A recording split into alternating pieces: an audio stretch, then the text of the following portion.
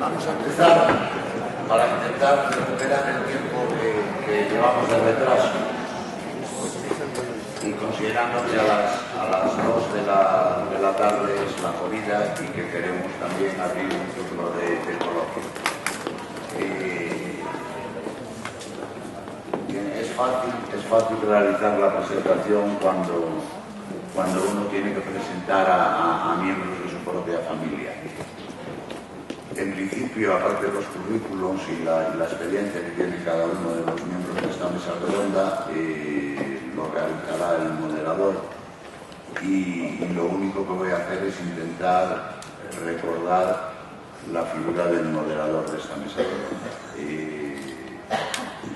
El doctor Blas Mundín Miguel es director de Tetras, es director terapéutico de la Azucarera, es director de otras asociaciones, es uno de los profesionales fundadores de la gestación de la Federación Española de Jugadores, es el director técnico de la Federación Española de Jugadores de hasta rehabilitados y básicamente para el movimiento asociativo es en unos casos el doctor Mundín por un motivo de respeto, pero en la mayoría de los casos es Blas. Es nuestro compañero Blas, que lleva 25 años trabajando con nosotros, interviniendo con nosotros, pero sobre todo compartiendo con nosotros. Yo quiero agradecerle otra vez su presencia y comentaros que en mi línea tuve la necesidad de forzar a cambiar su rol dentro de esta mesa redonda. Y lo primero que encontré en su disposición fue que él estaba a nuestro servicio y que por supuesto no le importaba pasar de ser el moderador a ser parte de la mesa redonda. Este desbarajuste nos lleva a que, la mesa redonda tenga el conducto que le habíamos marcado, pero que por la premura hubiera que intentar improvisar algún tipo de cosa.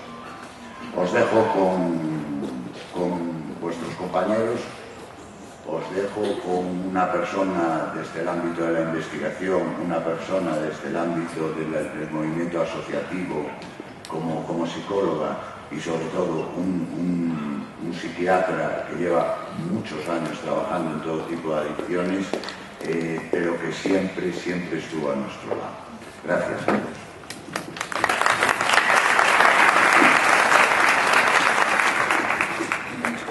Muchas gracias, Juan, por estas cariñosas palabras con las que una vez más me has presentado ante todos los compañeros, porque así los considero a todos, y muy en especial ante los que me rodean ahora en este momento en la mesa redonda, que son dos buenos compañeros y sobre todo dos profesionales de gran competencia, que ya tienen un asentamiento, pese a su gran juventud, en el mundo de las adicciones y sobre todo en el mundo de la ludopatía, porque así lo han querido.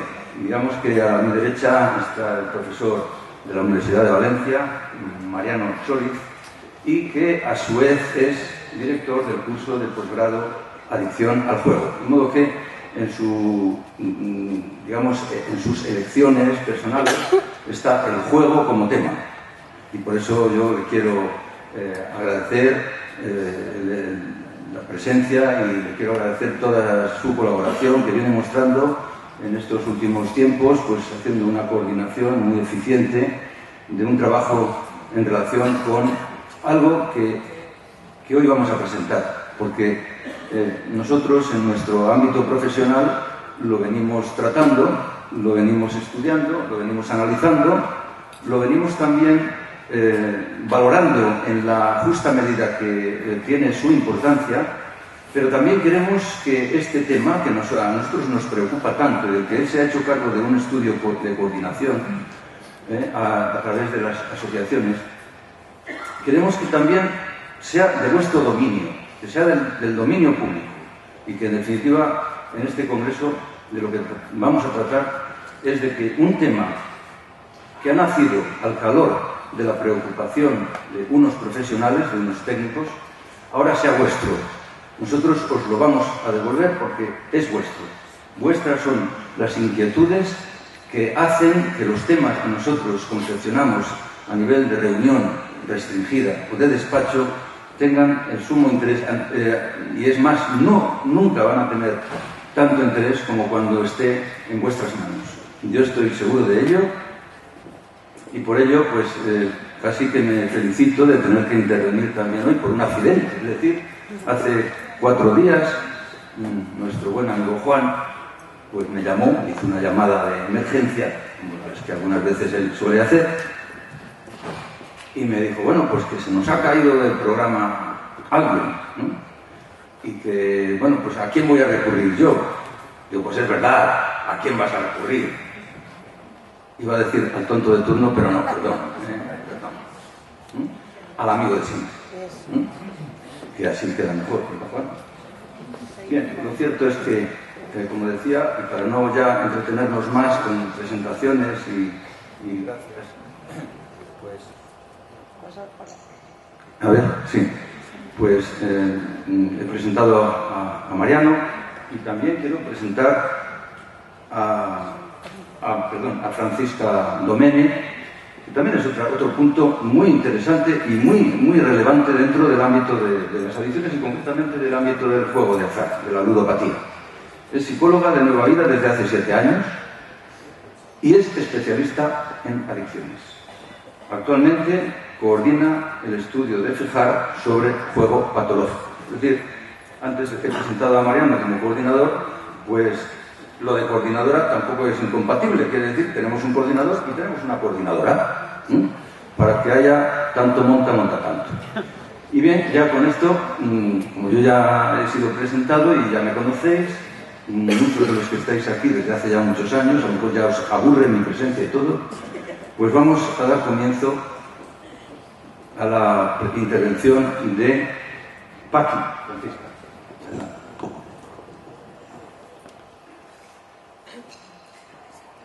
Hola, muy buenas a todos. Bueno, en principio, pues yo agradecer también la presentación de la Zombi y a FEJAR por invitarme a participar en esta mesa redonda. Que bueno, es un honor para mí compartir mesa con Blas y con Mariana. A ver. Perdón, porque yo la garganta un poco mal, así que voy a estar tosiendo un poco. En mi presentación, no sé bien. Perdón, es que hemos cambiado ahora el orden sin pensar. Yo había pensado que era preferible que yo hiciera la introducción, pero bueno.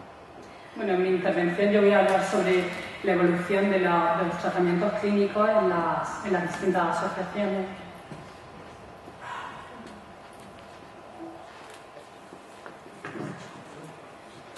Y bueno, la verdad que cuando me planteó este tema Juan, pues me encontré con un problema porque yo tampoco sabía los tratamientos que se están haciendo en las distintas asociaciones de FEJAR. Y por tanto, pues lo que he hecho ha sido un barrido de cómo han ido apareciendo las distintas técnicas.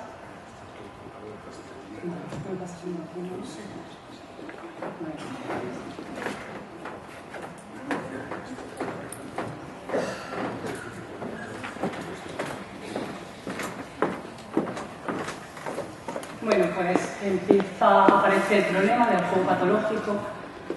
Como comentaba ya el compañero Guillermo, el psiquiatra, pues no tenemos muchos años de historia de ludopatía. Aparece, hay un desconocimiento y empiezan a abarcar la asistencia dispositivos no profesionales, en comunidades religiosas, jugadores y jugadores anónimos. Todos ellos, pues, un poco con la herencia de Alcohólicos Anónimos. Los 12 pasos que conocemos, pues, este control del dinero y las restricciones que esto suponía. Bueno, pues tenían pues sus resultados, me imagino, no sé, yo no he encontrado ningún estudio, no sé si lo habrá, pero bueno, pues al menos tenían algún sitio donde recurrir y la mayoría de las asociaciones, me imagino que estamos aquí, pues no sé la historia de todas, pero empezamos así con un grupo de jugadores rehabilitados que se unieron para ayudar a otras personas con el mismo problema. Va pasando el tiempo y van apareciendo dispositivos profesionales, van ganando terreno. No pongo fechas porque yo las fechas que he encontrado, pues de cuando aparecen, a mí, por ejemplo, no me llegaron en esas fechas para nada. Yo fui al tiempo de estar trabajando conforme van llegando estas nuevas técnicas. Aparecen tratamientos conductuales, pues con el manual de Enrique Chegurúa, y bueno, pues se especifica un poco lo que sería el tratamiento del juego. Relajación, control de estímulos, pues que no lleven dinero, que no vayan a bares, todas estas normas que ponemos siempre. La desensibilización imaginada, que es una variante de la sistemática. Lo que hacemos es una jerarquía de una situación de ansiedad que podría ser peligrosa para que la persona fuese a jugar, la imaginamos y vamos reduciendo la ansiedad. Y luego la exposición en vivo con prevención de respuesta. Este es el tratamiento conductual, pues es el más utilizado. Luego aparece, sobre todo yo he leído un autor americano, y bueno, con los tratamientos cognitivos, que no han tenido a lo mejor tan buenos resultados en los estudios como los conductuales, pero a mí me parecen muy interesantes también, pues trabajar la reestructuración cognitiva, trabajar mucho los pensamientos, las ideas erróneas, pues si sigo jugando al final ganaré, a la larga recuperaré mis pérdidas, la máquina está buena, pues todos estos pensamientos que la verdad que están tan identificados y tan arraigados en todos los jugadores, que a mí me parece importantísimo debatirlo. Luego también es verdad que viendo los resultados de los estudios, en la práctica se confirman también, porque trabajamos muchísimo en las ideas erróneas y luego en una recaída te viene: ¿por qué no dijiste? No, porque pensaba recuperar y no se enteraba nadie. Bueno, si lo hemos repetido, no sé hasta qué punto, pero hay que trabajarlo. Entrenamiento en habilidades sociales. Yo creo que nada más entrar en grupo, los primeros grupos de autoayuda y de los jugadores anónimos, ya se está trabajando habilidades sociales, pero bueno, pues trabajarlo de una forma un poco más técnica también. Y en solución de problemas, que me parece importantísimo también, porque si el jugador tiende mucho a posponer el problema, a excusarse, y dar esa pequeña técnica de solución de problemas, que es muy interesante. Luego apareció la prevención de recaídas de Maslach y Gordon, que también tuvieron muy buenos resultados en cuestión de prevención de recaídas, que consistía pues, en detectar las situaciones de alto riesgo. Estas tres que ponemos ahí pues, son las más identificadas. Estado emocional negativo, me encuentro fatal, estoy deprimido, pues sería una situación de riesgo. Conflictos interpersonales, me enfadaron, me separó de mi pareja, o presión social. Una vez la persona ha detectado esas situaciones de riesgo que sabe que le podían llevar a una recaída, pues se enseña habilidades de afrontamiento que puedo hacer en cada situación para solventarla y no llegar a la recaída. Y luego explicar el EVA, el efecto de la violación de la abstinencia. Cuando juegues, pues estás abstinente, te sientes muy bien, en una recaída te vas a deprimir, te vas a sentir fatal, pero no pasa nada. Porque, bueno, voy a ir un poco más rápido, no sé si me estoy alargando. Luego aparece el modelo de Prochaska y Clemente. Esto también, como comentaban ayer, Guillermo, nos viene un poco de otras adicciones, y en el juego pues tenemos menos estudios, pero nos podemos ir aprovechando de todos estos estudios que ya están y adaptarlos al juego. Las fases del cambio han venido muy bien para los abandonos. Tenemos que ver que las personas no todas llegan en el mismo estadio a la asociación, por tanto no podemos tratarlos a todos iguales. Y a lo mejor con una persona que llega totalmente arruinada y con una conciencia de problema plena, pues podemos empezar a poner normas y a entrar a trabajar. Y con alguien que está en un estado pues, más contemplativo, que tiene un problema, que no es para tanto, y con cierta ambigüedad, pues tenemos que trabajar más esa motivación y esa conciencia de problema. Yo, pues la verdad que tardé un par de años de estar trabajando en juego a descubrir, y luego veo que la técnica ya tenía mucho más tiempo, pero bueno, conforme nos ha llegado más tarde. Y bueno, pues sí, me parece muy interesante, y además en los abandonos pues, se previene bastante el saber en qué etapa está la persona que viene a pedir tratamiento.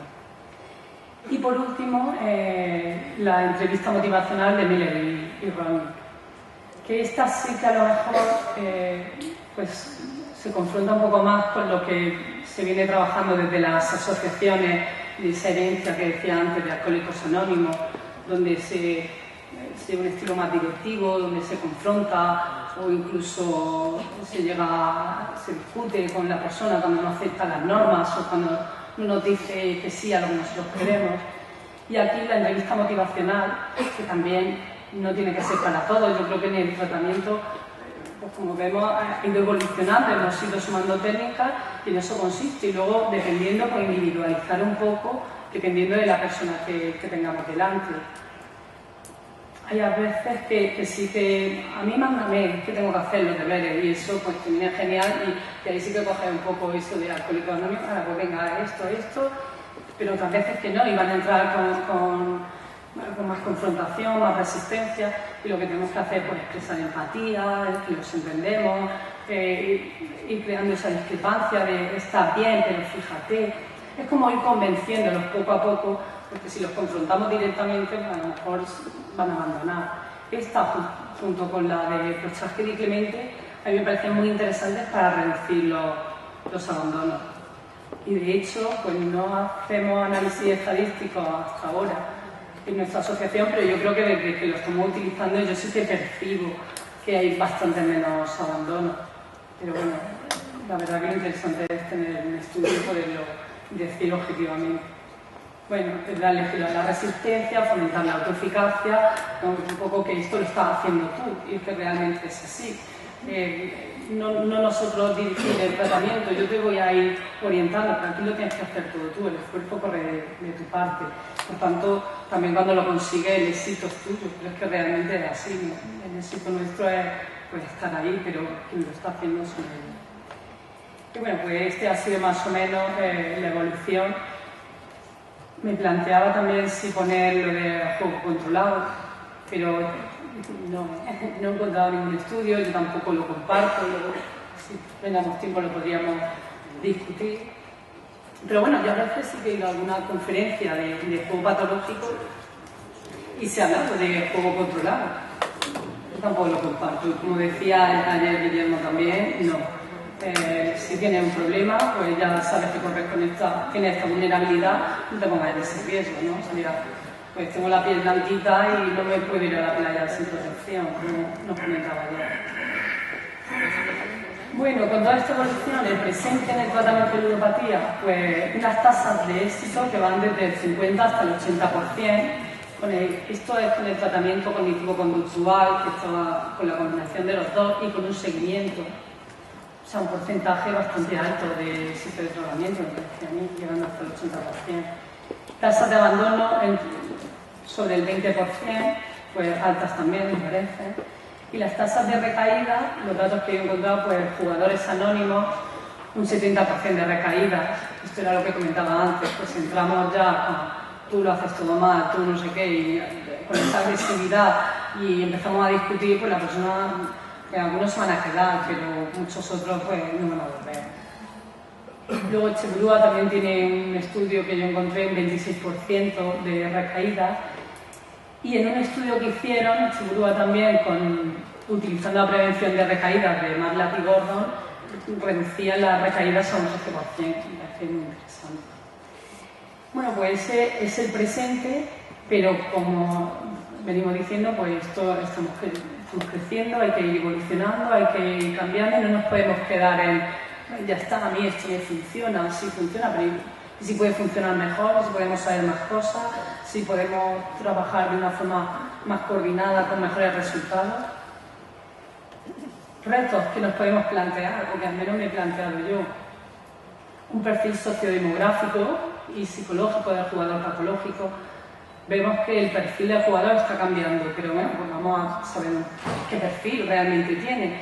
Están jugando más adolescentes, qué edades están habiendo, en qué zona a lo mejor se está jugando más. Hacer un estudio psicológico del jugador, pues ver un poco más las características psicológicas que tienen los jugadores patológicos. Diferencias individuales, que también lo comentaba ayer Guillermo, pues a lo mejor de un mismo, o sea, entrando en jugadores patológicos, pues hay muchas diferencias de un jugador a apuestas deportivas por internet, a un jugador de máquinas tragaperras, y eso en los tratamientos se va a diferenciar y tenemos que conocerlo también. Otro reto, pues saber algo más sobre trastornos duales, comorbilidad en el juego patológico. Ahora está muy de moda y me parece de oír patología dual por todas partes. Nosotros en las reuniones de técnicos nos planteamos, ¿realmente hay esa patología dual? ¿No está?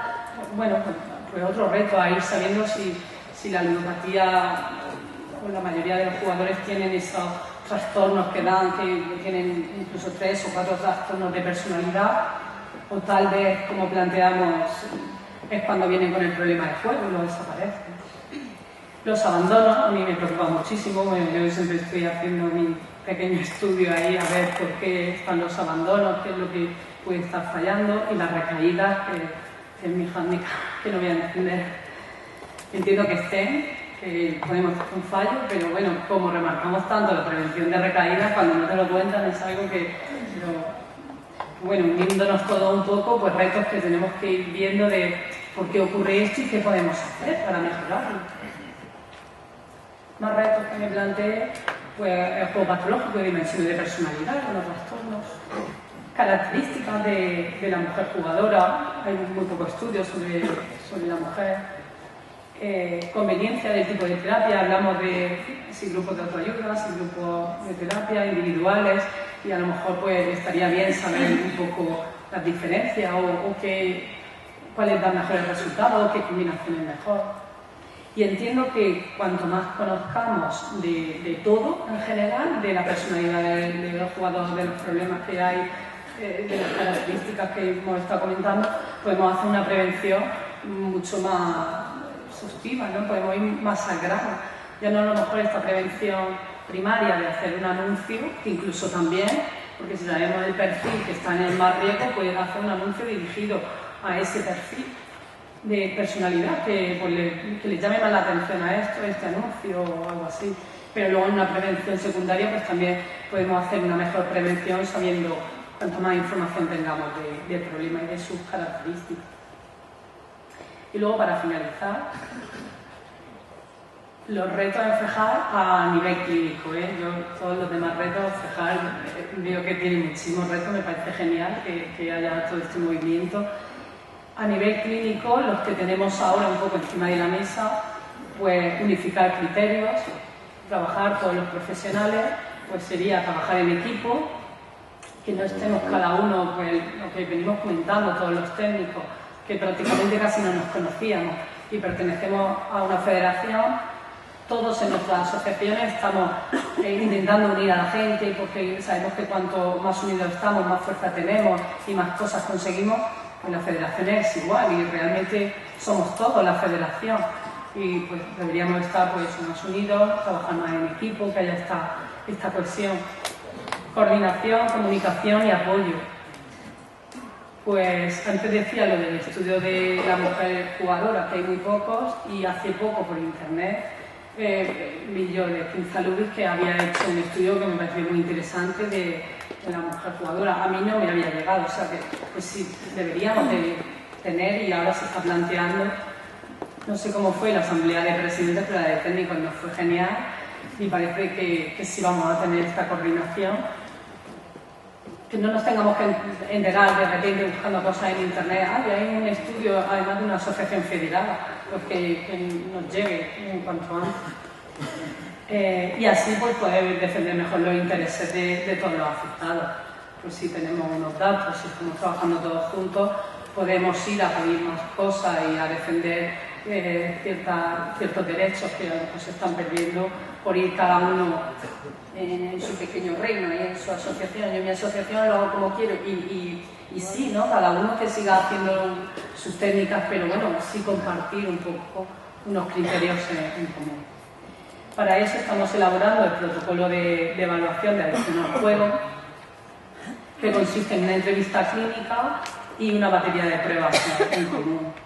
La idea es que todas las asociaciones pasemos la misma entrevista clínica, para siempre, porque unifiquemos esta entrevista. Incluso luego Mariano comentaba de patentarla o tal, pues hacer una entrevista de fijar.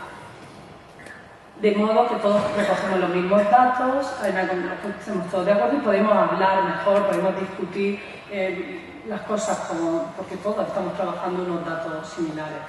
La batería de pruebas, pues lo mismo, pasarla, porque es necesario hacer una evaluación psicológica de cómo está la persona y aparte, pues como Mariano lo analizará, nos dará todos los análisis de resultados y ahí podremos sacar pues muchos de los retos que antes planteaba, pues tal vez de este estudio podrían ir saliendo muchas cosas. No sabemos, hasta se ha puesto en marcha ahora y estoy muy contenta porque los técnicos pues ha habido una gran aceptación, nos hemos puesto enseguida de acuerdo. Y bueno, aprovecho ya para decir que las entrevistas clínicas están en la mesa afuera para que las recojáis y mañana a las 10 quedamos que teníamos reunión en la misma sala donde nos vimos anoche. Y bueno, hasta aquí mi intervención y os paso con Mariano.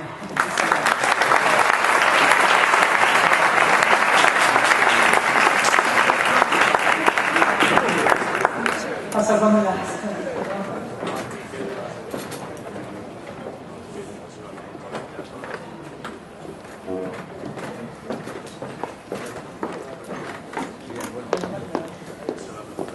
Perdón. Bueno, mientras tanto vamos preparando el aspecto técnico. Sí que quería decir que ahora vamos a hacer una exposición compartida entre el profesor Mariano Chórez y yo sobre lo que ya estábamos antes comentando, que era un tema que para nosotros, los técnicos, los profesionales, era un tema relevante, pero que todavía no se había hecho su presentación ante lo que es propiamente el conjunto de la federación, de las asociaciones, en definitiva, de la comunidad de ludópatas. Yo soy prefejariano, no sé si la palabra es un poco extraña. Lo que quiero decir es que yo vengo dedicándome al estudio y tratamiento de la ludopatía desde antes que se fundara la federación. De modo que pues unos cuantos años contemplan toda la labor que hemos ido haciendo. Y ahora de lo que se trata es de introducir el tema para que luego el compañero Mariano haga su aportación correspondiente para complementar esta iniciación. No voy a hablar solamente de conceptos, por lo tanto, estamos haciendo un trabajo, un estudio de investigación acerca de este particular, pero lo cierto es que todavía no está completado, porque como ya expliqué, he sido convocado con mucha premura de tiempo para comparecer aquí ante todos vosotros y lógicamente no era posible que yo pudiera hacer el milagro de tener terminado el trabajo. No obstante, bueno, pues sí que quiero hacer algunas consideraciones sobre el particular para que sepáis hasta qué punto este tema es importante, y no solamente para los profesionales. Bueno, aquí está reflejada un poco el índice de lo que se podría hablar. Ya sé que soy consciente de que nos han birlado media hora de ponencia o de mesa redonda, los de la mesa anterior, y por ello, pues yo creo que vamos a ir rápidamente a entrar en materia, ¿no? Yo creo que lo primero de todo habría que decir qué es la patología dual o qué es la comorbilidad, porque es un tema que estamos manejando ahora mucho los técnicos, pero yo creo que no nos podemos conformar con venir aquí para lanzar pues, una serie de palabras, o palabras, como de alguna manera decir, que queden un poco en el ambiente como si hubiera una especie de separación activa entre, por un lado, el sector técnico y, por otro lado, el sector social. Yo quiero que voy a manejar algunos conceptos técnicos, pero quiero también explicarlos, porque yo creo que también nosotros debemos contribuir al enriquecimiento cultural de toda la comunidad de ludópatas en España. De modo que, bueno, pues, cuando se habla de comorbilidad, estamos hablando, bueno, también se llama patología dual, pero yo creo que el término más exacto, mejor adecuado para el ámbito de la ludopatía es el de comorbilidad. Y lo digo por lo siguiente: el término de patología dual nació en los países anglosajones sobre todo para designar la coexistencia entre una adicción tóxica. Ojo, no nos olvidemos de esto, porque es así como se viene definiendo. Una adicción tóxica, es decir, sustancias o alcohol y un trastorno psíquico. Y es así como normalmente se la sigue considerando en la comunidad científica internacional. De hecho, cuando acudimos a las fuentes bibliográficas para consultar el tema, nos damos cuenta de que la ludopatía no existe en las estadísticas. Es decir, las adicciones comportamentales no están incluidas en este tema de la patología dual. Y por eso es por lo que yo considero que si a nosotros no nos introducen, si a nosotros no nos incluyen, ¿por qué nos vamos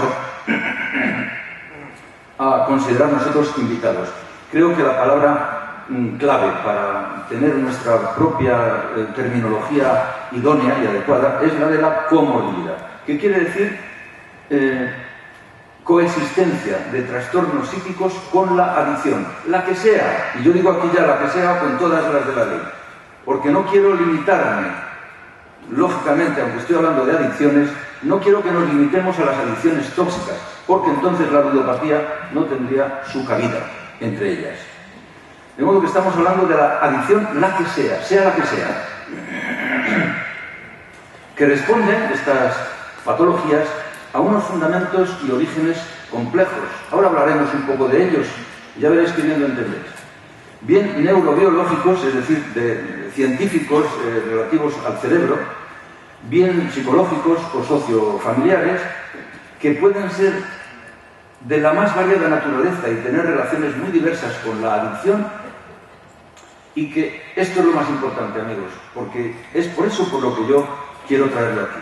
Vosotros, como conjunto, habréis observado que unos ludópatas tienen mejor respuesta a los tratamientos que otros. Esto creo que es del dominio público, ¿no? Es un factor casi de conocimiento de sentido común. Unos tienen mejor respuesta que otros, tienen más facilidad de acceso al tratamiento, de sensibilidad al tratamiento y, por supuesto, de rehabilitación. Otros, en cambio, parece que nunca se van a llegar a rehabilitar. ¿Habéis tenido esa sensación en algunas ocasiones? ¿Sí? Bien, pues entonces, aquí vamos a contemplar o vamos a analizar un poco alguna de esas claves. Y dentro de esas claves, esta precisamente puede ser la más importante, es decir, la clave de la patología, perdón, de la comorbilidad. Vamos a hablar de la comorbilidad. De que el ludópata no sea solamente un ludópata, sino que tenga otros comportamientos impulsivos, adictivos, psíquicos, que no sean del todo normales. De hecho, iba a comenzar la charla esta haciendo una pregunta a la sala, que no es una cosa muy ortodoxa, ¿no? Pero yo iba a decir, ¿el ludópata se hace, nace o se hace? Se hace. Bueno, pues discutible, pero que muy discutible. Hay factores genéticos que se están investigando y de hecho, hay muchas personas con algún trastorno psíquico de partida, lo vamos a ver ahora, que hacen con mucha mayor facilidad que otras un proceso adictivo y concretamente un proceso adictivo al juego de azar. De modo que no estemos tan seguros de las cosas que creemos. El ludópata se hace, pero también hay un factor psíquico. Yo os quería hacer a este respecto una pregunta complementaria. ¿Se puede hacer ludópata aquel que quiere? Ya que habéis acabado de decir que el ludópata se hace. ¿Se puede hacer ludópata cualquiera? ¿Cualquiera que quiera? Es decir, una persona puede ir al bingo o puede ir a una máquina y decir, bueno, yo quiero hacerme ludópata, porque me suena muy bien el nombre y porque, bueno, pues parece que hoy día está de moda, ¿no? ¿Se puede lograr esto? No, ¿verdad? ¿Verdad que tenéis la impresión de que no? Es decir, si una persona va al juego juntamente con otra, los dos introducen una moneda y los dos quieren ser ludópatas, seguramente que uno podrá y otro no podrá. ¿Y por qué es eso? Pues porque el que se hace ludópata amigos, reúne una serie de requisitos en su personalidad que le van a hacer indispensable el reiterar las conductas de juego. Ahora veremos por qué.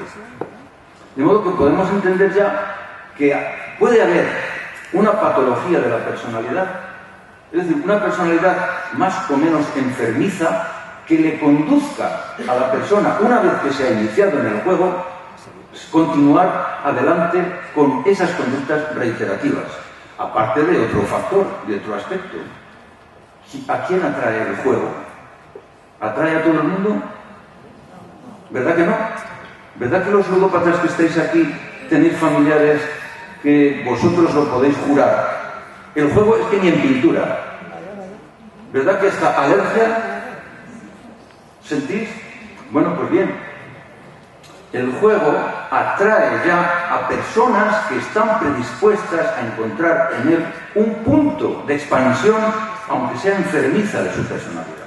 Pero bueno, esto lo vamos a ir tratando.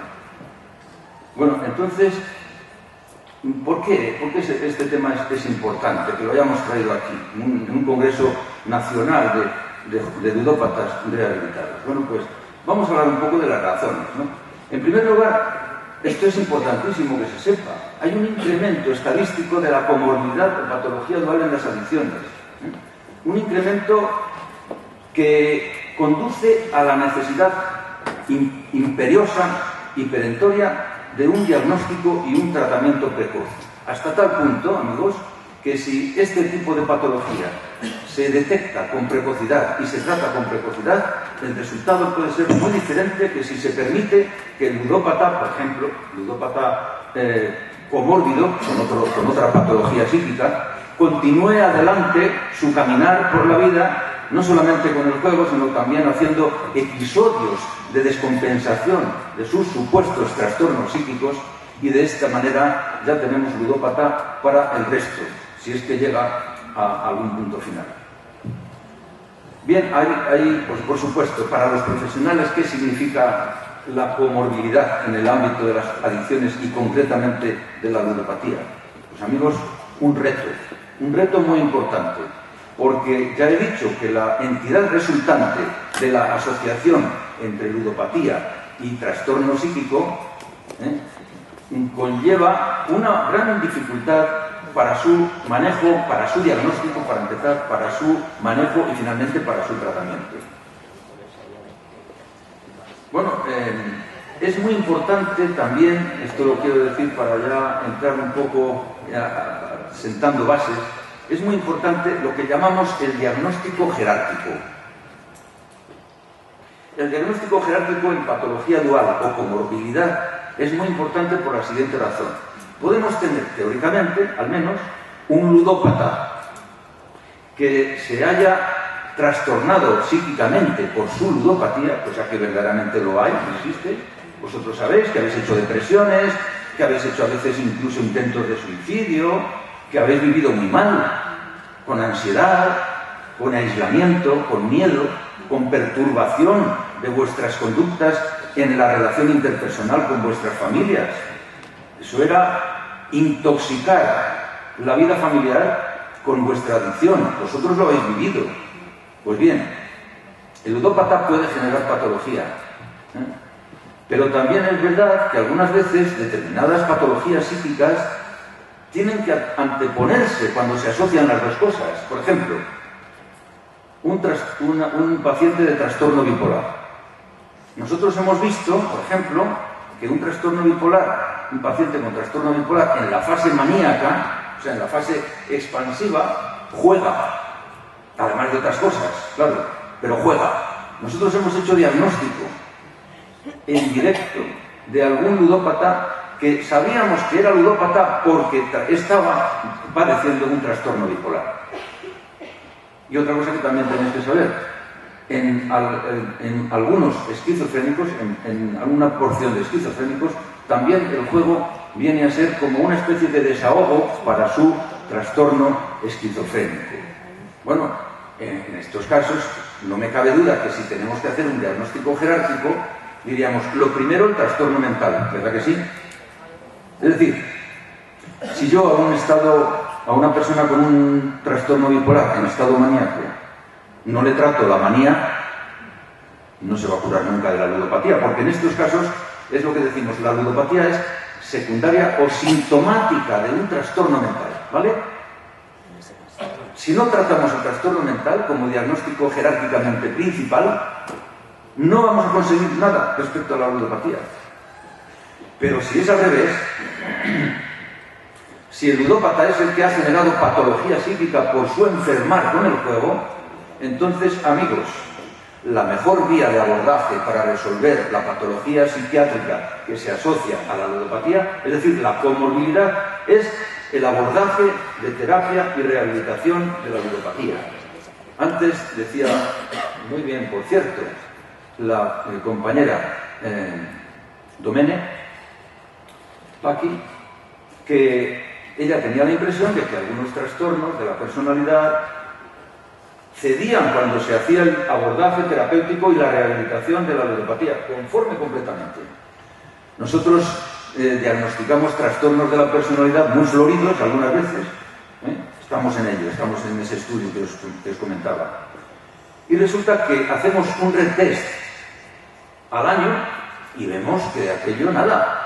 Es decir, que ha mermado mucho la patología psiquiátrica. Luego, entonces, la mejor vía para curar una patología psíquica que se asocia a la ludopatía, amigos, es la rehabilitación.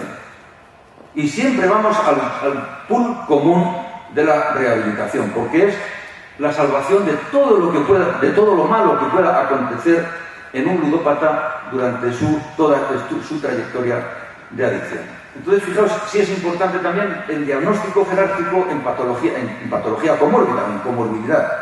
Porque si yo sé que el diagnóstico principal es ludopatía y luego la comorbilidad es secundaria, pues toda esa comorbilidad cederá si yo trato la ludopatía. En cambio, si la comorbilidad es la principal, es decir, si la patología psíquica es la principal, hay que tratar lo principal. Bueno, esta es un poco la cuestión. Tanto si se trata de un trastorno mental primario, que se complica con una adicción, como si se trata de una adicción primaria, una ludopatía, que genera un trastorno mental. Bien. Y luego, una cosa muy importante también, y es la frecuencia con que se cometen por parte de algunos profesionales que no conocen perfectamente el tema errores diagnósticos en los que se subestima por parte suya la adicción y anteponen siempre erróneamente por delante el trastorno psíquico. Con lo cual, están desaprovechando una ocasión de oro para poder resolver toda la problemática y toda la clínica del paciente. En este sentido, yo sí que podría comentar alguna anécdota.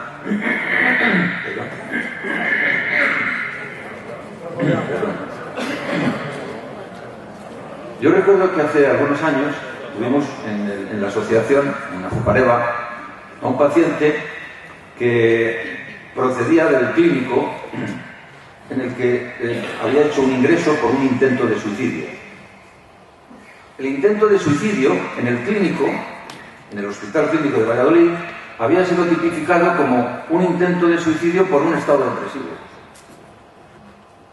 Sin embargo, al hacer la historia, vieron que, bueno, pues anecdóticamente, según ellos, había un trastorno del comportamiento en el sentido de una conducta de adicción al juego.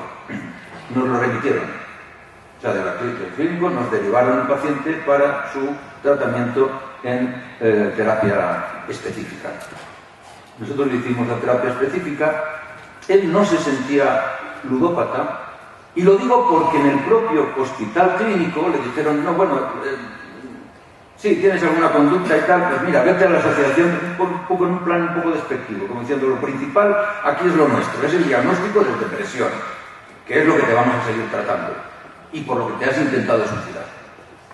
Bueno, pues este paciente estaba depresivo porque él mismo no se podía identificar como todos los demás compañeros del grupo, y él tenía grandes dificultades de identificación. Carecía de lo que nosotros llamamos el insight, o sea, el autoconocimiento, la conciencia de su realidad clínica. Y entonces, ¿sabéis lo que ocurrió? que él mismo se autodefinía para reducir un poco el ámbito diagnóstico que nosotros estábamos intentando inculcarle. Él se definía a sí mismo como un ludopatilla. Sí, bueno, no. Yo no soy ludópata, pero bueno, admito que soy un ludopatilla. Bueno, pues, amigos, ese ludopatilla tuvo una recaída monumental y a continuación se suicidó. Este es el desenlace. Y por eso es por lo que yo creo que es tan importante este tema, para que todo el mundo, y no solamente vosotros, sino incluso también los profesionales, sepan la importancia que tiene la comorbilidad cuando se asocia un trastorno mental y una adicción, en este caso concreto de la ludopatía. ¿Sabéis que la ludopatía, lo ha dicho antes Maxi, el presidente, en la ponencia, en la mesa redonda anterior, la ludopatía es menospreciada por muchos profesionales como de poca entidad? No tiene chicha desde el punto de vista de las radiografías e incluso de los exámenes exploratorios cerebrales, aunque yo sigo siempre diciendo que la ludopatía es una enfermedad cerebral. Algún día lo demostraré, algún día vendré y cuando tengamos ocasión de hacer una ponencia sobre esta materia, demostraré por qué digo que es una enfermedad cerebral, porque lo es.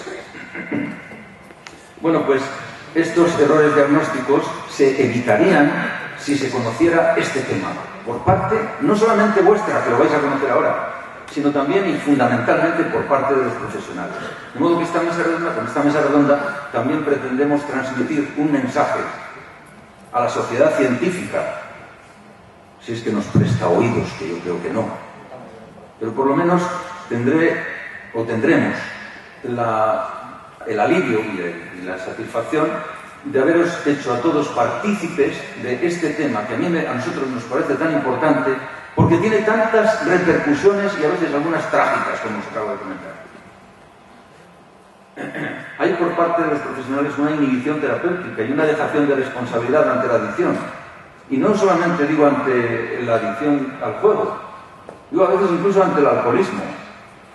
Tanto el alcoholismo como el juego se ven como adicciones menores, como adicciones pues de pobre gente, cuando sabemos las repercusiones que puede conllevar.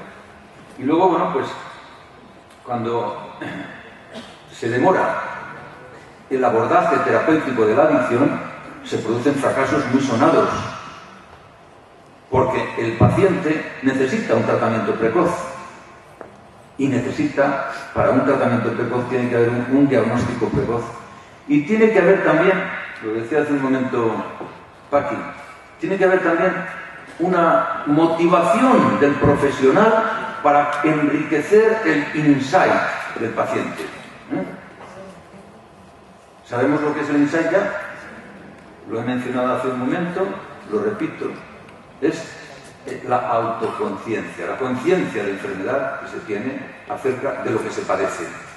Si no hay insight, no puede haber prestación del paciente para su tratamiento y entonces todo va a ser un fracaso. Entonces es importante que a través de la entrevista motivacional o a través de la incorporación sistemática al mundo de la asociación y concretamente a las terapias, se vaya mejorando el paciente en su insight. Bien. Bueno, hay más razones, claro, para analizar la comorbilidad. Por ejemplo, que el abordaje directo de la adicción, estaba diciéndolo ya, y su plan terapéutico permite un gran cambio positivo en la convivencia familiar, pero no solamente en la convivencia familiar, que mejora las condiciones de la persona para propiciar un tratamiento ventajoso del tratamiento psíquico asociado. Que hay una mayor, por parte del ludópata, pero ¿qué decir de los profesionales? Hay una mayor gratificación profesional y para el paciente, desde luego, pues, por el rápido cambio que se puede hacer, todos nos podemos también gratificar, no solamente el paciente, sino el profesional. Bueno, esto ya lo he dicho, anteponer el tratamiento del trastorno psíquico al de la adicción de una manera sistemática, sin haber hecho previamente un diagnóstico jerárquico, pues en función de diagnósticos benevolentes o erróneos en cuanto al orden de prioridad, significa la demora ilimitada del tratamiento de la adicción, por lo cual la comorbilidad persistirá igual. Y ya finalmente, por el contrario, abordar y atacar la adicción implica resolver al mismo tiempo la patología psíquica asociada, tanto precedente, decía yo antes que algunos supuestos trastornos de personalidad al año de su evolución veíamos cómo se disipaban o se disolvían como un azucarillo en el agua. Tanto precedente como consecuente. O sea, no solamente se arregla la patología psíquica que la ludopatía genera en quien la padece y en quienes le rodean. Ojo, que hay una comorbilidad no solamente a título de paciente, sino a título de familia. Comorbilidad significa coexistencia de patología psíquica. Y yo me pregunto, y pregunto a todos, ¿solo por parte del ludópata? ¿Solo sufre el ludópata depresiones? No, mira cómo la familia enseguida se aplica. No, y es porque la familia tiene un grado de vibración, de repercusión, de implicación y de afectación que va mucho más allá del sufrimiento moral. Algunas veces también lo pagan con su sufrimiento psíquico y con sus diagnósticos psiquiátricos. Y hay algunas esposas, concretamente, que tienen que ir a consultas psiquiátricas y estar toda la vida, o por lo menos todos los años que dura la adicción, en tratamiento psiquiátrico. Lamentable, ¿verdad? Pues así es. Y luego ya finalmente, como razones para abordar el tema, pues tenemos que, bueno, pues el tratamiento de este tema ayuda a comprender mejor, es decir, a enriquecer el insight y a establecer la historia natural de una adicción a partir del modelo conceptual del estadiaje. Bueno, esto yo creo que lo voy a dejar para otra vez. El estadiaje es una herramienta de trabajo que tenemos los clínicos, porque, claro, ya os iréis dando cuenta de que con el estudio y análisis de este tema, ya os estaréis dando cuenta que se pueden establecer varias fases en la historia natural de toda adicción y concretamente en la ludopatía. Sí que os voy a mencionar un poquito esto de las fases, porque me parece muy importante. Y entonces es importante también saber qué se puede hacer en cada fase desde el punto de vista terapéutico.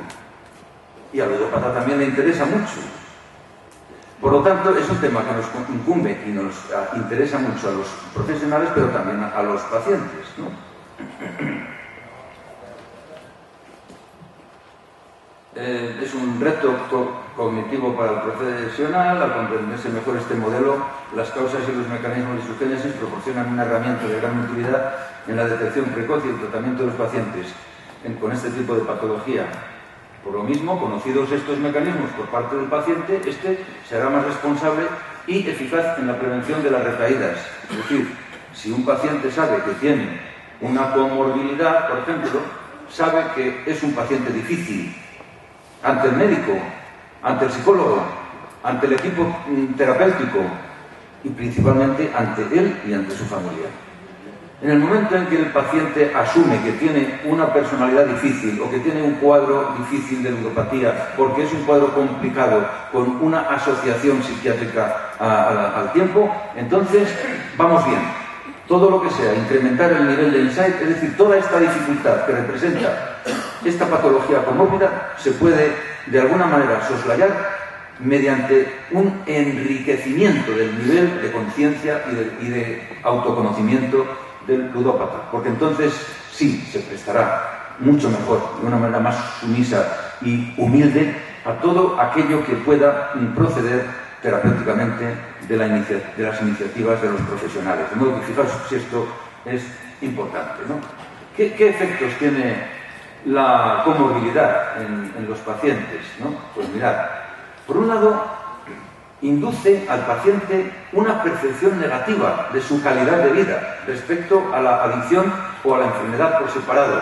Es decir, cuando se juntan las dos cosas, la adicción y el trastorno mental, se produce por parte de quien lo reúne una percepción negativa sobre su calidad de vida, de modo que la patología de la comorbilidad incrementa el empeoramiento de la calidad de vida. Esto es muy importante, porque si os dais cuenta, de lo que se trata con la rehabilitación siempre es de mejorar la calidad de vida, de mejorar la funcionalidad, lo que llamamos la funcionalidad, y la calidad de vida, no solamente del paciente, sino también de su entorno familiar. Creo que estaréis de acuerdo con esto, ¿verdad? Y estoy hablando de las adicciones en todas sus modalidades. Y no me estoy refiriendo a las adicciones tóxicas. Me estoy refiriendo también a la ludopatía y principalmente hoy a la ludopatía. Y luego, bueno, pues también por separado a la persona que tiene, por ejemplo, una depresión, pero no tiene ludopatía, pues que duda cabe de que no puede tener una percepción tan negativa como el ludópata que tiene además depresión o el depresivo que tiene además ludopatía, ¿verdad? Bueno, también lo he dicho, hay mayores dificultades en el manejo terapéutico del conjunto, de las dos cosas. De tal manera que de esto no tengo la menor duda y supongo que tampoco la tengan mis compañeros profesionales. El ludópata con una patología comórbida es un enfermo difícil, de los que nosotros, los clínicos, tenemos catalogados como enfermo difícil. ¿Y qué quiere decir esto de enfermo difícil? Se puede uno preguntar. Aquel que el médico no sabe comprender, o también aquel que no sabe responder a las expectativas terapéuticas del médico o del profesional de que se trate, o bien aquel que mira mal al profesional y se establece una relación negativa entre uno y otro en virtud de una personalidad, por ejemplo, paranoide no resulta. Y vosotros sabéis perfectamente por experiencia cómo acompaña la estructura paranoide a la adicción en general y también al ludópata. Qué suspicacia tenéis al principio cuando llegáis a las asociaciones, si no se os puede decir nada. Si se os mira ya estáis prácticamente con la guardia en alto para atacar, como si quisierais ir a la yugular del profesional. Y no digo nada cuando la mujer que está al lado canta algo de lo que no queréis que se sepa o lo que no queréis oír. Entonces echáis una mirada que la fulmináis a quien está al lado, ¿verdad que sí? Bueno, pues evidentemente, como os decía, no me quiero extender mucho en esto ya, el ludópata comórbido es un enfermo difícil y es un reto también para los profesionales. Fijaos que, según aquí unos estudios que ya no voy a mencionar, pero bueno, es mucho mayor el índice de riesgo y es mucho peor el pronóstico, que es lo que decíamos al principio. Se producen más ingresos hospitalarios, más recaídas, más encarcelamientos, más coste asistencial, sanitario y social. A veces, desgraciadamente algunas veces se cumplen, pero a veces hay una mayor ideación y mayor número de tentativas autolíticas, es decir, de suicidio. Hay más violencia, más mendicidad, más marginación. Mendicidad y delincuencia. Vosotros lo sabéis, algunos por experiencia. Se llega, incluso, bueno, nosotros hemos conocido algunos casos, raramente, esto es raro, porque normalmente el ludópata se conforma con hacer delincuencia de guante blanco, es decir, de estafas, de falsificaciones, de apropiaciones. No llega a la agresión, que es, por decirlo así, el tema principal de otras adicciones, como es, por ejemplo, la del alcohol. Vosotros sabéis perfectamente que el alcoholismo conlleva un gran índice de violencia potencial y efectiva. Y sin embargo, el ludópata normalmente no incurre en la violencia agresiva, por lo menos fuera del ámbito familiar. Algunas veces también dentro del ámbito familiar, no crees que no. Pero bueno, lo que sí que digo es que nosotros tenemos casos en los que ha habido delincuencia, incluso de atracos a mano armada. Así como suena, atracos a mano armada. Esto normalmente solo lo hacían los toxicómanos. Ni siquiera el alcohólico, porque el alcohólico algunas veces consigue que le inviten por la gorra, si lo ve muy mal. Pero el ludópata tiene que tener ese colchoncito que vosotros muchas veces decís, ese margen de dinero para poder desenvolverse a gusto con la máquina o con la ruleta o con lo que sea. Y luego finalmente pues hay muchas complicaciones médicas graves, de todo tipo, y finalmente pues bueno. Y luego, bueno, pues también, como dicen aquí estos doctores, peores resultados terapéuticos, hay más fracasos clínicos, hay más abandonos, hay más recaídas. Y luego, claro, finalmente llegan las complicaciones médicas y psiquiátricas. Antes estábamos ahí comentando en la sala, en la antesala, hasta qué punto yo sostengo, esto lo defiendo mucho porque creo en ello, claro, que la ludopatía no es una enfermedad solo de la conducta. Yo sé que para los psicólogos es una enfermedad de la conducta, pero es que yo también quiero defender mi parcela y decir que la ludopatía me parece que es una enfermedad cerebral, y puedo tener además argumentos, ¿no? Porque yo preguntaría, ¿solo es la conducta la que se altera cuando tenéis una ludopatía? Se altera la conducta con el juego, se altera la conducta con la gente que tenéis alrededor, pero también se os altera mucho el cuerpo. Hay alteraciones del cuerpo. Yo no sé si en alguna asociación he dado yo alguna vez esta conferencia. Yo creo recordar que sí. El cuerpo en la ludopatía, el cuerpo del ludópata. Y vosotros sabéis la cantidad de patología corporal que también se asocia a la ludopatía. Un día la tengo que preparar y traer aquí, porque es muy interesante y muy bonita. Y además os daréis cuenta, por lo tanto, de que la ludopatía no es una enfermedad tan etérea, tan de los comportamientos y tan simple como algunas veces los propios profesionales erróneamente creen. No, no. El cuerpo enferma, y por eso yo siempre he dicho que la ludopatía es una enfermedad cerebral, no solamente del cuerpo, del cerebro. Bueno, hay una cosa muy clara, y es que cuando se asocian la ludopatía y una enfermedad psíquica, ambas entidades se perjudican mutuamente y perjudican al conjunto. Esto está muy claro, ¿no? De tal manera que, bueno, pues hay siempre un hábitat más conflictivo, es decir, el ludópata comórbido es un ludópata mucho más conflictivo. Y no solamente eso, sino que luego algunas veces pues llega al daño medio e incluso al daño grave, ¿no? Aquí está reflejado, ¿no? Yo creo que me voy a limitar ya a la etiopatogenia porque Mariano tiene también que hacer su intervención y no quiero tampoco cansarles, y quiero asumir que, bueno, pues que hemos perdido media hora de la ponencia por la prolongación de la ponencia de la mesa redonda anterior, ¿no? ¿Qué quiere decir esto de etiopatogenia? Bueno, pues mirad, la etiopatogenia es el conjunto de las causas y los mecanismos por los cuales dentro de una ludopatía nace esto, la comorbilidad. ¿De acuerdo? Bien, para ser muy esquemático, voy a manejarme con ciertos gráficos, con ciertos esquemas que van a ser muy fácilmente comprensibles. Por un lado tenemos el trastorno mental. Y por otro lado tenemos la adicción, con un trastorno de personalidad, con un TDAH, con una fobia, con una depresión. Bueno, pues bien, el trastorno mental siempre es un factor de riesgo para el desarrollo de una ludopatía. Decía Kantian, un autor, un psiquiatra, que las personas que tienen una alteración psiquiátrica algunas veces intentan curarse esa patología psiquiátrica mediante conductas de evasión.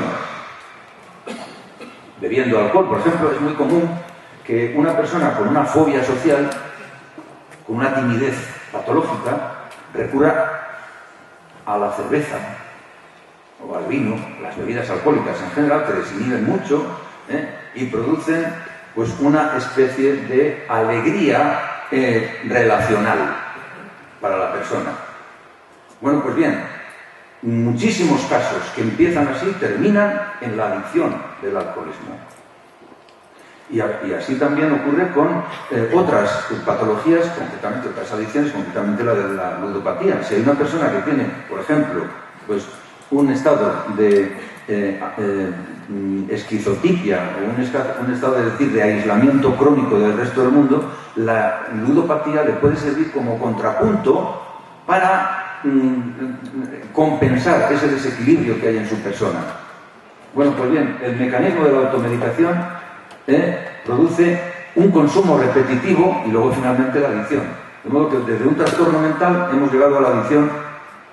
Este es el tipo 1 de trastorno comórbido, que dicen algunos autores.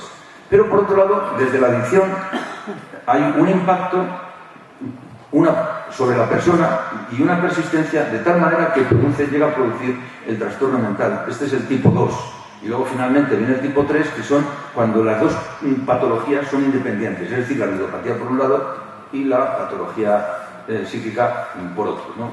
Bueno, esta es igual, pero al revés, es decir, se pone en primer lugar la adicción, pero lo demás es todo lo mismo, de modo que no voy a insistir, ¿no?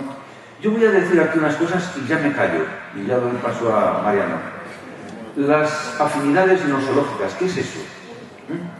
¿Por qué se produce la comorbilidad? Y ahora lo vamos a ver un poco, lo vamos a entender un poquito. Hay muchas más cosas que se pueden traer, pero voy a empezar a decir por lo menos algunas pequeñas gotitas de sabiduría para que vaya calando como lluvia fina en vuestras cabezas. Vamos a ver, Pina. Hay una gran afinidad nosológica entre estas entidades clínicas que voy a referir. Las adicciones, por un lado, pero así, las adicciones en general. El TDAH, ¿lo explico? Sí. El TDAH es el trastorno disfuncional de la atención, que normalmente cursa con hiperactividad e impulsividad. Bueno, pues el TDAH es una enfermedad típicamente infantil, pero ojo, típicamente infantil, pero que si no se trata oportunamente en el momento adecuado y se deja por lo tanto libre, el TDAH va a poder repercutir en la vida del adolescente e incluso en la vida del adulto mediante otras patologías, entre las cuales están justamente las adicciones. ¿Y sabéis por qué? Porque en el TDAH hay una impulsividad patológica y hay una hiperactividad patológica. Y si no se corrige eso, resulta que esa impulsividad la va a aprovechar el adolescente, que no se ha curado previamente en su etapa infantil, la va a encauzar hacia conductas repetitivas que le desahogan esa impulsividad. ¿Os dais cuenta? Y entre ellas puede elegir la del juego de azar. El trastorno del control de los impulsos.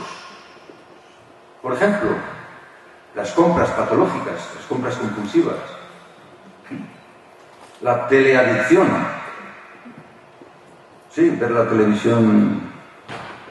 Por ejemplo, las adicciones a las nuevas tecnologías. La adicción a la comida. La adicción al sexo. Bueno, muchos trastornos del control de los impulsos que, a la hora de la verdad, en la clínica, cuajan en adicciones correspondientes, ¿vale? Otro trastorno, en este caso un trastorno de la personalidad, que llamamos trastorno explosivo intermitente, y que consiste en que una persona, normalmente callada y de apariencia tranquila, es como un volcán. Oye, no dice nada. Normalmente no dice nada, pasa de todo. Pero eso sí, está acumulando. Como una botella de leite que se está cargando de electricidad y cuando en un momento determinado salta la chispa, que a lo mejor nadie se da cuenta de que salta la chispa, es decir, cuando menos se le espera, ¡pum!, explota y produce daño, y produce trastorno, y produce intoxicación grave de la convivencia, hasta el punto de que hay cónyuges que no pueden soportar esta condición y por este motivo, simplemente por este motivo, se llegan a separar. El trastorno límite de la personalidad, tan escuchado y tan común, por otro lado, el trastorno límite consiste en un trastorno de estabilidad, fundamentalmente en un trastorno de estabilidad de la persona, en la que se producen muchos cambios, muchas fluctuaciones. La persona tiene grandes dificultades para la vida de relación, porque en cualquier caso siempre tiene miedo a ser, digamos así, dañada, y actúa con la correspondiente suspicacia, actúa con miedo a la desvinculación, y luego eso conlleva también mucha impulsividad, es decir, es un trastorno muy característico en el que también cabe reconocer la existencia de un núcleo importante de impulsividad, como en las adicciones. Y finalmente en el trastorno bipolar, que también, sobre todo, en el estado maníaco, es decir, el trastorno bipolar consta de dos fases. Una fase en la que el pobre o la pobre no se mueve, están abajo, están hundidos, están en el abismo, no se levantan de la cama. Ahí sí que no pueden consumir juego, ni nada. Pero ahí en la fase de la excitación, en esa fase, pues visitan todo lo visitable, ¿no? Bien, por un lado todo esto, y luego vamos a definir simplemente, y con esto ya termino porque quedaría mucha materia, pero no va a poder ser.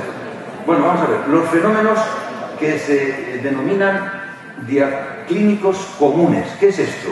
Bueno, pues mirad, estos fenómenos que voy a comentar son fenómenos comunes de todas estas patologías que acabo de comentar, que tienen una gran afinidad. ¿Por qué tienen una gran afinidad? Por esto, mirad, tienen todas ellas, sin excepción, una aversión a la espera y al esfuerzo, de tal manera que se reconoce en estas personas una impaciencia por el logro del objeto del placer.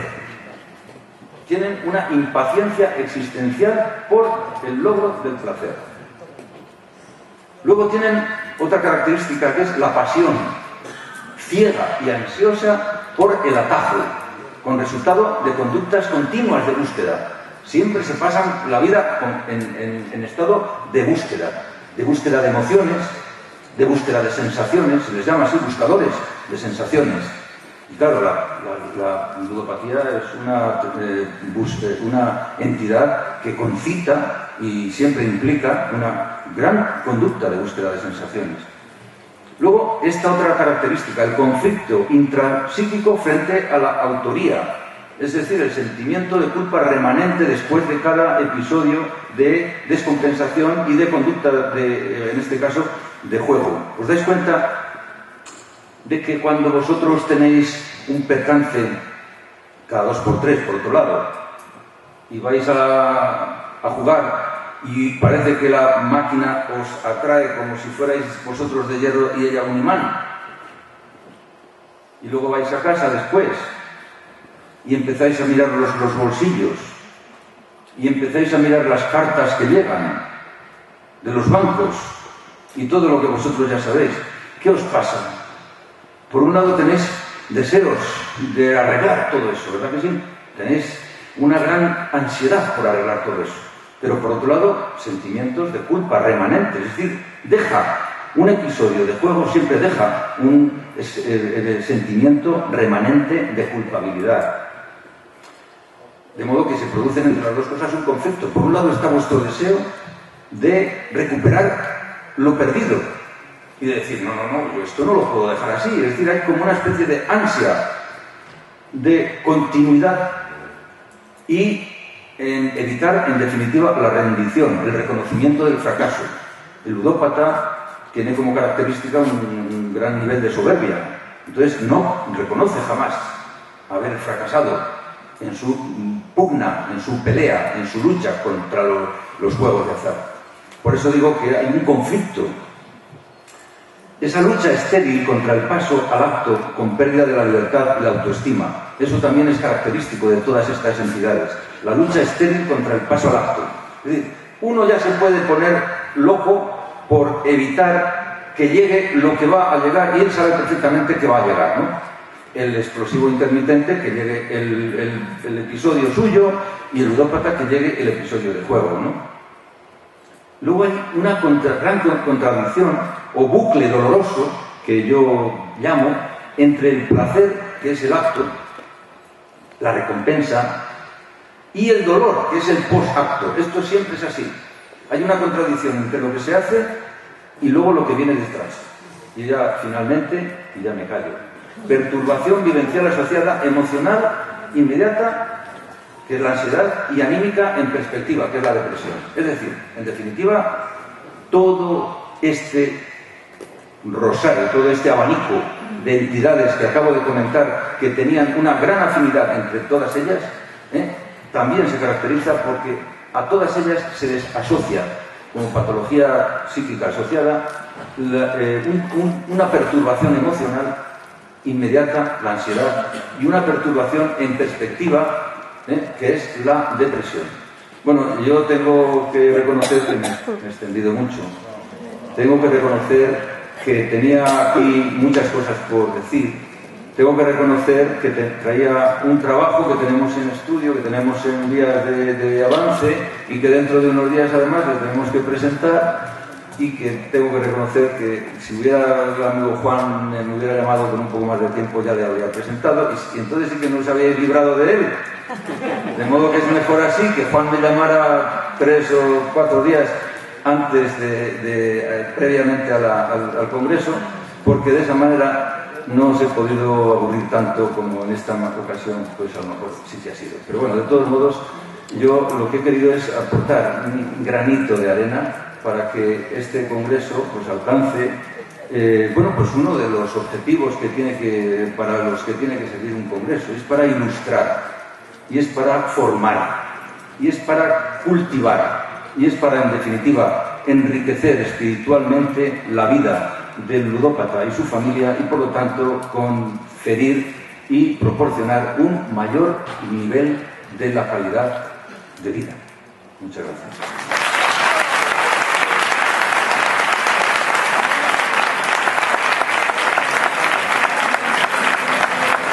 Bueno, y ahora Mariano, me siento un poco atropellador, ¿sabes? Bueno, pero Mariano va a resumir en poco tiempo la ponencia. No, lo digo porque nos vais a matar, ya que es importante la ponencia, pero también para vosotros es importante otras funciones no tan espirituales, ¿no? De modo que ya doy paso a Mariano para que aborde su... Bueno, muchas gracias, Blas. Además, ha introducido perfectamente el trabajo que vamos a hacer y la importancia que tiene, porque precisamente nosotros lo que vamos a hacer es un estudio sobre comorbilidad, ¿no? Bueno, lo primero de todo, agradecer a CEJAR, a la organización, el permitirme estar aquí con vosotros. Es la primera vez que voy a un congreso de este estilo. Normalmente nosotros, desde la Universidad de Investigación, una de nuestras acciones más cotidianas era acudir a congresos, pero yo no había ido a un congreso en el que estuvieran los afectados, los terapeutas y profesionales, gente investigando, y después, bueno, la administración y el sector que está de alguna manera directamente implicado en el juego, ¿no? Y bueno, con intereses contrapuestos muchas veces, como decía hace un momento nuestro presidente, pero desde la investigación por lo menos estamos de nuestra parte, es decir, nosotros estamos del lado de la rehabilitación y del lado de los profesionales, por supuesto, ¿no? En un momento en el que hay una presión, yo me atrevería a decir inmoral, por el juego. Bueno, no voy a decir que se debe legalizar, pero hay una presión excesiva para jugar, y para un colectivo, que son los jóvenes y adolescentes, y un tipo de juego, que es el juego online, que veremos a ver lo que nos depara dentro de poco tiempo. Como comentaba antes Paqui, pues en el último, bueno, en un curso que estuvimos de patología de comorbilidad, vimos la necesidad de hacer un estudio sobre la misma en las asociaciones que conforman CEJAR, ¿no? Tengo que deciros que estáis en muy buenas manos. Yo no había visto a profesionales con la capacidad y la elegancia y la apertura mental para decir, bueno, vamos a trabajar todos conjuntamente, yo no soy el que más sabe, y entre todos vamos a aprender y vamos a llevar un camino común. Eso es inaudito, vamos que, bueno, inaudito yo no lo conozco en otros ámbitos, y por eso, bueno, agradezco el poder estar y participar en esta experiencia, que para mí me está resultando muy bueno, estoy creciendo personalmente incluso con ello, ¿no? Por lo tanto, pues eso, cuidar a vuestros profesionales. Vuestros profesionales, además, en el estudio que vamos a llevar a cabo, vamos a estudiar la comorbilidad, como antes ha hecho muy bien el doctor Bombín. Y por eso vosotros seguramente vais algunos de ellos ya habréis estado, bombardeados por una serie de cuestionarios y decir, ¿y para qué tanto cuestionario? ¿Y para qué tanta bueno, para estudiar la comorbilidad precisamente, que tan importante es, como nos ha detallado el profesor Bombín, ¿no? Vuestros profesionales os pasarán cuestionarios sobre personalidad, tan importante como ha dicho. El mejor cuestionario de personalidad, o uno de los mejores actualmente, que es el Big Five. Cuestionarios sobre psicopatología, la comorbilidad con trastornos mentales, problemas de alcohol, depresión, ansiedad, autoestima y, por supuesto, escalas sobre el juego. Y nuestro objetivo es ver qué relación hay entre ese tipo de dimensiones que son extraordinariamente importantes y el juego. Con la ventaja de que estamos en una federación que agrupa a la mayoría de asociaciones de jugadores, y por lo menos la mayoría que tienen profesionales trabajando, porque hay otras asociaciones, como decía antes el subdirector general, sí, pero asociaciones que tengan profesionales, es decir, que miran lo que están haciendo, que evalúen sus tratamientos, pues no las hay tantas. Hay toda una tendencia de algunas asociaciones de autoayuda que juegan su papel, que es indudable, pero que rechazan a los profesionales, es decir, simplemente llegan a la comunicación entre afectados, que es importante, pero sin una ayuda profesional, yo creo que es necesaria. La neuropatía es una enfermedad cerebral y de conducta, y es necesario un tratamiento profesional, si no se nos suicidan, ¿no? Es decir, y hay que saber, y hay que aprender, y nosotros, desde la investigación científica también, y por lo tanto, vais a pasar una serie de pruebas. Bueno, pues hacedlo con el mayor interés, que sé que sí, os las dosificarán, supongo, y nosotros ya tenemos unos pequeños datos. Tenía preparadas unas presentaciones, pero no os voy a aburrir mucho, pero sí que voy a dar dos datos que no son científicamente consistentes, puesto que esto ya lo hemos empezado a hacer. Ya hay 6 asociaciones, bueno, algunos de vosotros habéis pasado toda esa retaíla de cuestionarios, los profesionales los han metido, los han picado, nos los han pasado a nosotros y hemos hecho unos pequeños análisis. No son fiables científicamente todavía, porque esto es un camino y eso será cuando tengamos bastantes más datos, ¿no? Pero quiero decir, sí que estamos investigando, por mucho que dijera el representante de J Digital, y sabemos mucho, o otros saben mucho y todos leemos, sobre lo que son los tratamientos psicológicos. Faltaría más, ¿no? Pero de aquí ya sí que hay dos, ya digo, no son resultados científicamente contrastables, pero nos dan una idea. De los datos que hemos tenido, en primer lugar, analizando la comorbilidad con el consumo de sustancias, evidentemente nos ha salido que el alcohol es la sustancia más consumida en el juego patológico. Eso no era algo que nos sorprenda, ¿no? Y además sabiendo que muchos de los juegos, que ese es el otro resultado, son tragaperras, están en bares, etc. El alcohol además inhibe el control de impulso, que es lo que le falta a un jugador, ¿no? Tener poco control sobre su conducta, pues bueno, pues está muy relacionado. El segundo es el tabaco, pero el tercero es la cocaína. Ya digo, no son datos científicos, más del cannabis. Mañana creo que clausura el Plan Nacional sobre el delegado del Gobierno sobre el Plan Nacional sobre Drogas. Nosotros ya les podemos aportar algo, ¿eh? Hay el tema de la cocaína con los juegos, ¿no? Y un segundo resultado preliminar, que más que un dato definitivo nos tiene que dar idea de por dónde debemos ir, es que, por supuesto, la mayor parte de jugadores, ¿de qué son? De tragaperras. Y eso está claro y lo sabemos por las características y tal. En un segundo lugar, están los casinos y el juego online. Y el juego online más que en vivo. Y esto a mí me parece, los datos no son científicos, pero el juego online lleva legalmente meses, porque aunque hubiera juego online antes, era ilegal. Aquí en la mesa anterior han dicho alegal. El juego de azar que no era legal era ilegal, punto, pelota, ¿no? Entonces estaban actuando de una manera, pues eso, ilegal. Y ya tenemos ludópatas ya tenemos de apuestas deportivas y de juego online. Cuando el periodo de latencia de una adicción es de muchos años. Bueno, pueden ser de 8 años, pueden ser de 10 años, pues con un juego que ya tenemos y que llevamos las operadoras meses, ya hay jugadores los mismos que en casinos y más que en bingo. Por mucho, a mucha distancia de las tragaperras. No son datos definitivos, ¿eh? Quiero decir, yo esto no me atrevería a presentar un concurso científico, pero nos da la idea de por dónde van los tiros. Entonces, pues también a la hora de la mesa que tengan que hacer sobre el juego responsable y tanto que decían las administraciones y el sector, ojo, estamos abocados a un tipo de juego, que es el juego online y las apuestas, que son potencialmente más adictivas que algunas de las que estamos acostumbrados, como son los bingos, como son los casinos, etc.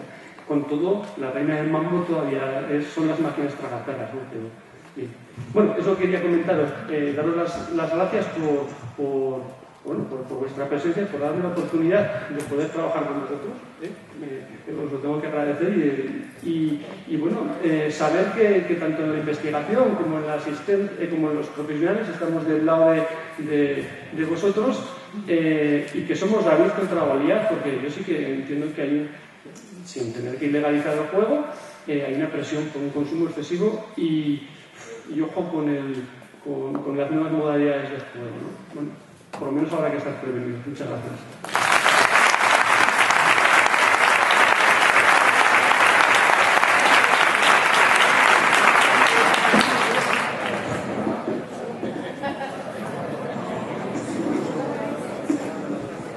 Bueno, yo sé que estamos mal de tiempo, pero antes de dejar el micrófono a Juan, quería hacer un breve comentario, si él me lo permite, sobre las intervenciones de mis dos compañeros.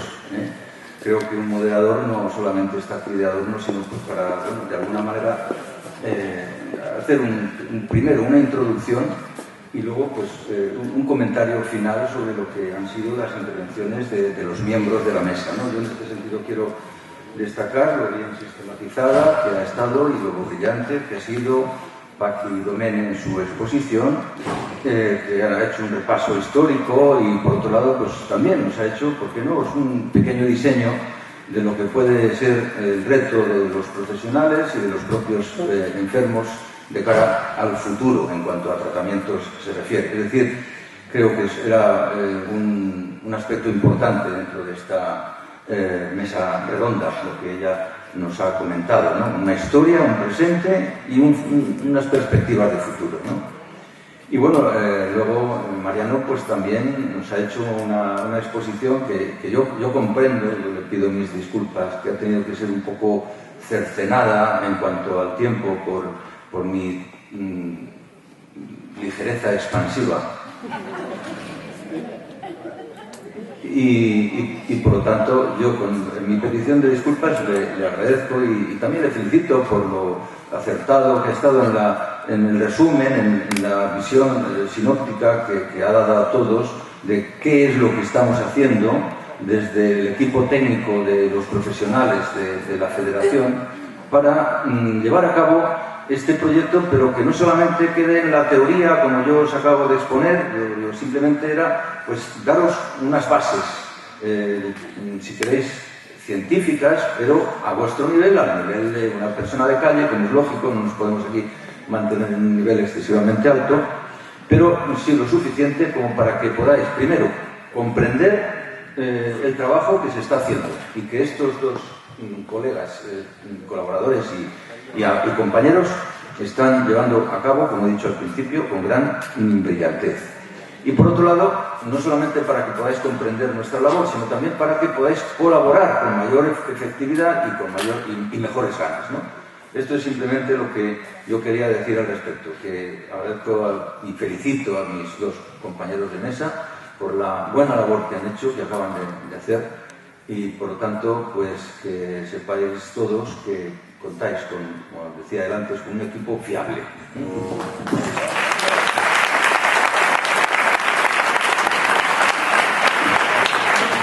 Por parte de la organización, felicitar a los componentes de la mesa redonda, deciros que por por la incontinencia verbal de los tres miembros de la mesa redonda, sin señalar a nadie, nos vemos obligados... la anterior. No, la incontinencia es de toda la mañana. De toda la mañana nos vemos obligados por un problema de horario a no tener turno de preguntas en esta mesa redonda. Ahí también, digamos que vosotros participasteis en el turno de preguntas y alargasteis también la anterior mesa redonda. Bien, es verdad que todas las exposiciones, bueno, aparte de su peso específico a nivel de tratamiento, bueno, no tienen discusión, porque bueno, fue un repaso histórico, digamos, una proyección de las características de personalidad y de cómo es la tipología de los afectados, y después un proyecto y un compromiso de futuro para el trabajo de la Federación y de los profesionales de las que trabajan en las asociaciones. A este respecto, comentaros a los profesionales que, según acordasteis ayer, os reunís mañana en la misma sala, mañana por la mañana, con lo cual os vais a perder el espacio para asociaciones, pero vosotros sabréis lo que hacéis, ¿no? Por dar más datos, quiero decir, los autobuses salen, es que tengo que hacer todo seguido para poder ir a comer. Los autobuses salen a las 4 menos cuarto de la entrada principal. 2 autobuses van a Alcalá de Henares y un autobús va a la estación sur de Madrid, a Méndez Álvaro, y os recoge a las 8 de la tarde en Méndez Álvaro, ¿no? Bueno, el traslado por Madrid, lleváis en las carpetas una ruta posible, pero si no, cada uno pues realiza el paseo que quiera realizar, y las instalaciones del hotel, de piscina y esas cosas pues también están a vuestra disposición, sobre todo si coméis un poco mejor que cenasteis ayer. Bien, darle los regalos, recordaros que mañana el desayuno vuelve a ser de 8 a 10 menos cuarto, que hoy a las 10 de la noche, ya, pero es que el comedor está completado a las 2 de la tarde. Entonces, digo, si hay alguien que quiera hacer alguna pregunta que tenga un peso, abrimos una pregunta, 2 preguntas, pero el problema es que son las 2, yo creo que tenemos que ir a comer. Bien. Entonces, el desayuno será de 8:30, y hoy a las 9:30, por favor, estar para la cena de gala, porque a las 10 menos cuarto empiezan a servir. Bien, es otro problema también imponderable. A partir de las 12 de la noche los camareros cobran extras, entonces tenemos que salir antes de las 12 de la noche de la cena de gala. Vuelvo a reiterar la pregunta de si hay alguna persona dentro de la sala que quiera realizar alguna pregunta, alguna cuestión que le parezca con un peso suficiente, pues que los tres miembros de la mesa redonda están dispuestos a contestar. Si no hay nada más, el presidente de la Federación, si me escucha, el presidente de la Federación va a hacer entrega de un pequeño recuerdo a los miembros de esta mesa redonda.